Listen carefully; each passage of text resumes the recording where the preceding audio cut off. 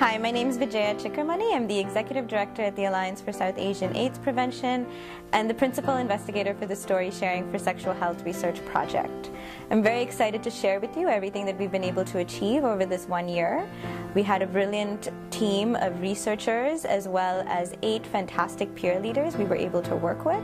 And I also want to thank Women's Exchange, the 15K Challenge, for making this work possible. The Story Sharing for Sexual Health Research Study is a mixed methods, community-based research project. We used quantitative and qualitative methods to compare how fact sheets as well as stories could impact level of knowledge change regarding HIV and STIs, as well as any change in perceptions and stigma among South Asian women. So through the research project, we conducted 11 focus groups across the GTA involving South Asian women.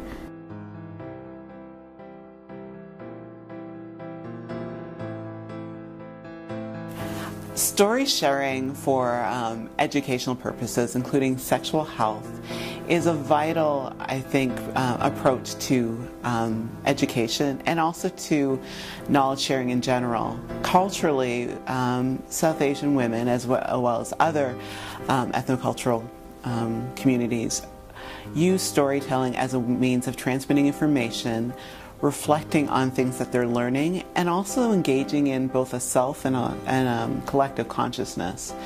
So what I wonder is why we don't use stories enough. It's integral to the way a lot of cultures know.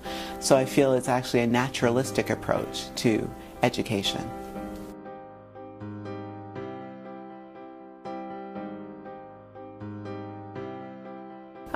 The women left feeling like they could be comfortable asking questions about their own sexual health.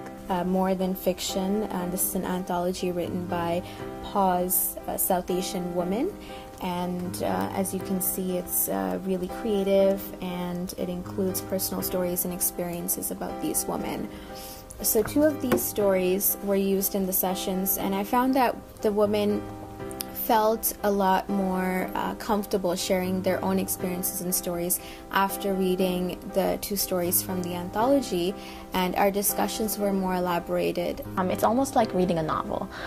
You're relating to the stories, or you're maybe not relating to the stories, and you're constantly thinking. There's critical thinking going on when the people were reading the stories. Women were kind of overwhelmed in the beginning when the focus group started. However, by the end of the group, I could notice that they were very articulate.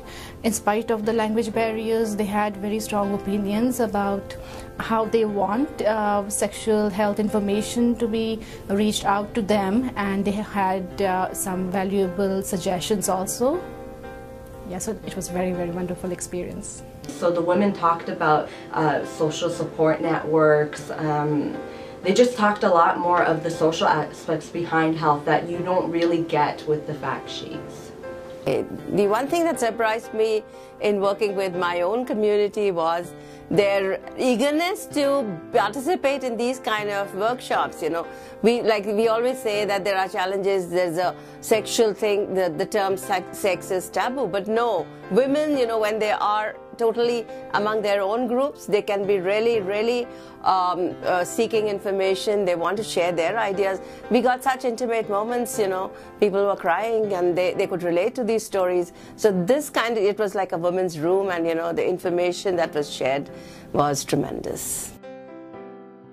We see that women actually pay more attention when we use storytelling, and we're able to actually associate it to their own lives.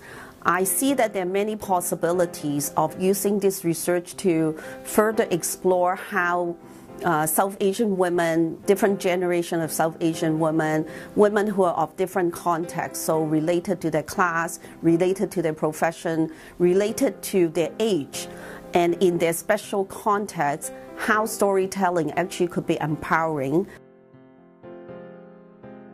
I think I've really gained a community with all the peer leaders. It was really great working with fellow South Asian women on a community-led project. I thought that was really encouraging. I loved being on this project because it's led by women and women of color. Often I find that racialized women are underrepresented in research as leads, and it's nice to be on a team of all women of color, a collectivity that's awesome.